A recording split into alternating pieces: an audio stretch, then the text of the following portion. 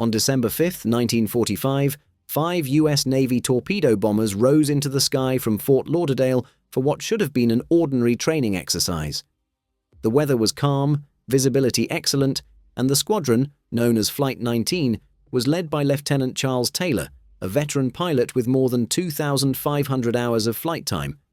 Nothing about this flight suggested danger, but their route took them straight into the heart of a region sailors had already begun whispering about: the Bermuda Triangle. For the first part of the mission, everything appeared routine. The bombers reached Hens and Chickens Reef, dropped their practice ordnance, and turned north exactly as planned. Then, at 3:45 p.m., Taylor's voice broke over the radio, tense and uncertain. "We can't see land. We're not sure where we are." The ground crew was stunned. In clear daylight, the men should easily have recognized the massive outline of Grand Bahama Island. Minutes later, another message came through, this time full of dread. "We can't find west. Everything looks strange, even the ocean." Other pilots chimed in, confused and frightened. Their compasses were spinning. Nothing looked familiar. For reasons that remain unexplained, Taylor temporarily handed command to another pilot. Then all radio contact vanished. When the squadron finally transmitted again, their message was chilling. "We think we're about 225 miles northeast, entering white water, completely lost." The Navy sprang into action. 2 rescue planes were launched, but within 10 minutes, one of them vanished from radar without sending a single distress call. By nightfall, 6 aircraft and 27 men had disappeared. Over the next several days, the Navy and Coast Guard conducted one of the largest air and sea searches in history, 250,000 square miles. Yet not a single piece of wreckage, fabric, metal, or debris was ever recovered. Years later, investigators pieced together a theory. Multiple compasses on Flight 19 malfunctioned simultaneously, likely due to strange magnetic disturbances common in the triangle. Believing he was over the Florida Keys instead of the Bahamas, Taylor flew west, straight into open ocean. Others in the squadron insisted they were heading the wrong way, but confusion deepened as their instruments continued to fail. Eventually, the bombers ran out of fuel and crashed far out to sea, in waters so deep the wreckage may never be found. The missing rescue plane likely exploded mid-air, a known issue with that aircraft model's fuel system. But Flight 19 wasn't the only unsolved disappearance. In 1948, the Star Tiger vanished near Bermuda. Later that same year, a DC-3 leaving San Juan for Miami disappeared after reporting bizarre radio distortions. No debris from either aircraft has ever been found. But the Bermuda Triangle hasn't only swallowed planes, its waters have taken ships too. The most famous case is the USS Cyclops, a massive Navy supply ship that vanished in 1918 with 306 crew on board. It sent no distress call, left no debris, and remains one of the largest non-combat losses in US naval history. Strangely, its 2 sister ships, Proteus and Nereus, also disappeared in the same region years later. Then there's the Carroll A. Deering, found drifting in 1921 with its sails up and meals prepared, but every crew member missing, one of the eeriest ghost ships ever discovered. In 1925, the SS Cotopaxi radioed that it was taking on water as it entered the triangle, then vanished completely. And decades later, smaller vessels like Witchcraft and Revenok disappeared within minutes of contacting the Coast Guard. Rescuers reached their positions almost immediately and still found nothing. For decades, people have blamed the Bermuda Triangle on everything from methane bubbles to alien abductions. But after countless investigations, oceanographers and aviation experts point to something far less supernatural and far more dangerous. The Bermuda Triangle sits in one of the most violent atmospheric battlefields on Earth. It's where warm currents, cold fronts, and moist tropical air collide, creating storms that don't follow normal rules. Out here, conditions can turn fatal in minutes. The region lies directly along the path of Atlantic hurricanes, storms that begin thousands of kilometers away off the coast of Africa. These storms travel across the ocean, growing stronger with every inch of warm water underneath them, until they reach the Bahamas and the Triangle at full catastrophic force. Some of the deadliest and fastest moving hurricanes in history passed straight through this zone, swallowing ships whole and shredding aircraft apart before crews could even radio for help. But hurricanes aren't the only threat. The triangle is infamous for microbursts, sudden, violent columns of air that slam downward with the force of a missile. Pilots describe them as air hammers that can force a plane straight into the ocean in seconds. On the water's surface, another monster lurks. Rogue waves, towering, unpredictable walls of water that can reach 50 to 100 feet. These waves rise out of a calm sea with no warning and have the power to snap giant ships in half. Even when disaster strikes, the triangle hides its evidence. Beneath the surface lies a labyrinth of trenches, some plunging deeper than the Grand Canyon. Strong underwater currents sweep debris into these abyssal drops, making recovery nearly impossible. Many ships and planes that vanished here likely rest somewhere in these pitch-black chasms, completely unreachable. Because in the Bermuda Triangle, everything lines up perfectly for disaster. Unpredictable storms, rapid pressure changes, violent winds, extreme waves, deep trenches, strong currents, constant traffic of planes and ships. It's not supernatural. It's the perfect storm zone. And even today, with modern radar and satellites, some disappearances in the triangle still leave behind nothing. No distress call, no debris, no answers. That's why the Bermuda Triangle doesn't just belong to conspiracy theories. It remains one of the ocean's most haunting, unsolved regions in aviation and maritime history. So if you think the Bermuda Triangle is strange, it's just the beginning. And before we dive into the next mystery, make sure to subscribe, hit the like button, and tap the notification bell so you never miss the next unbelievable story. EgyptAir Flight 990. On October 31, 1999, EgyptAir Flight 990 took off from New York, heading to Cairo with 217 people on board. For the first hour, everything was normal. The Boeing 767 climbed smoothly into the night sky, cruising over the Atlantic. Then something happened in the cockpit that investigators are still arguing about, even 25 years later. When the captain stepped out for a break, the relief first officer, Gamil al-Batouti, was alone at the controls. The flight data recorder shows that he switched off the autopilot, pushed the throttles to idle, and whispered a chilling phrase in Arabic, "Tawakkalt ala Allah," I rely on God. Seconds later, the plane went into a steep, unnatural dive toward the ocean. When the captain rushed back in, he shouted, "What's happening? What's happening?" But the dive continued, speed so high the engines tore apart mid-air. In the final moments, the plane plunged into the Atlantic, killing everyone on board. The US National Transportation Safety Board concluded that the dive was intentional, caused by the co-pilot. But Egyptian officials rejected this completely.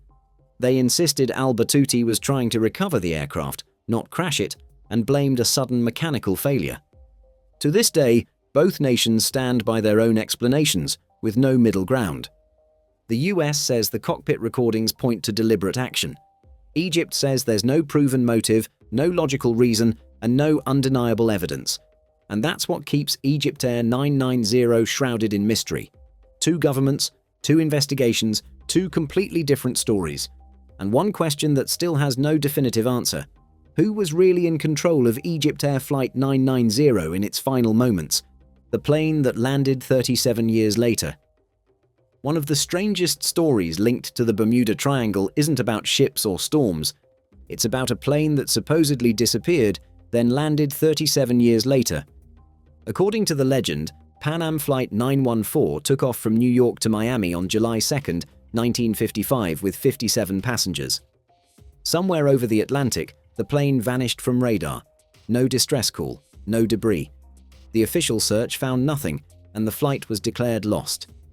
The story stayed quiet for decades, until newspapers in the 1980s and 1990s suddenly began publishing sensational updates. One article claimed the plane shocked air traffic controllers when it appeared out of nowhere in Caracas, Venezuela, in 1992. The pilot supposedly asked, "Where are we?" and said his flight was scheduled to land in Miami in 1955. The legend says the pilot panicked, restarted the engines, and took off again, vanishing into the sky before anyone could stop him. It's a chilling story, but here's what really happened. The tale began with tabloid newspapers, not official aviation reports. A US magazine called Weekly World News known for publishing fictional stories, ran the article as a piece of entertainment. Over the years, the same photos and quotes were recycled, edited, and repeated until the story felt real. Witnesses who later claimed the story was true were tracing their memories back to these articles, not an actual event. Even the picture of the mysterious plane belonged to a completely different aircraft from a different decade. No aviation records mention a lost Pan Am Flight 914. No airport logs from Caracas show an unexpected landing, and Pan Am never operated a flight with that number on the date claimed. But because the Bermuda Triangle already had a reputation for disappearances, the story spread like wildfire, turning a tabloid invention into one of the most famous ghost flight legends in history. It never happened, but it became too good, too eerie, and too irresistible for people to let go. The JAL1628 UFO incident. On November 17, 1986, a Japan Airlines cargo flight, JAL1628, was crossing Alaska on a routine trip from Paris to Tokyo. The sky was clear, the flight smooth, until Captain Kenju Terauchi noticed something strange following them. At first, he thought it was military aircraft. Then the lights grew brighter. Then the objects moved in ways no aircraft should. Two glowing craft approached the Boeing 747, pacing it perfectly through the freezing Alaskan night. Moments later, a third object emerged, huge, dark, and silent. Terauchi described it as 3 times the size of an aircraft carrier. The crew watched in stunned disbelief as the massive object shifted position, blocked out stars, and emitted bursts of light. Terauchi radioed Anchorage Air Traffic Control. "We have traffic, and it is not an airplane." Controllers quickly checked their radar, and this is where the mystery deepened. They confirmed a large unidentified target near Flight 1628. US Air Force radar picked it up too. For nearly 40 minutes, the objects shadowed the cargo plane. When JAL1628 attempted to evade, the UFO mirrored their every move. Eventually, the encounter ended as abruptly as it began. The mysterious craft vanished into the night sky, leaving the crew shaken but unharmed. The FAA launched a full investigation. Captain Terauchi stood by every word of his report, refusing to change a single detail. Radar logs supported him. Controllers supported him. But soon after, something strange happened. US officials classified parts of the investigation, citing national security. The official explanation later shifted to radar anomalies and visual illusions. But the radar prints, audio tapes, and documents that could settle the case still remain partially withheld. Nearly 4 decades later, the JAL1628 encounter is still unresolved. A veteran crew saw it, radar confirmed it, and the US government locked away the rest. Whatever followed Flight 1628 that night wasn't a star, a plane, or a cloud. It was something huge, something intelligent, and something the world still doesn't have answers for. Air France 447. Perfect weather, then instant disaster. On June 1, 2009, Air France Flight 447 left Rio de Janeiro for Paris. It was a modern Airbus A330 flown by an experienced crew cruising through calm night skies over the Atlantic. There were no storms powerful enough to threaten the aircraft, no warnings, no distress calls. Then, without a single radio message, the plane simply vanished. For 2 years, search teams found almost nothing. A few floating pieces of debris, but no wreckage, no bodies, no black boxes. It was as if a 200-ton jet had slipped silently into another dimension. When investigators finally recovered the recorders from the seafloor, 4,000 meters deep, the real mystery began. The cockpit audio revealed contradictions that made no sense. Just minutes before the disappearance, the aircraft's speed sensors, small tubes called pitot tubes, briefly froze.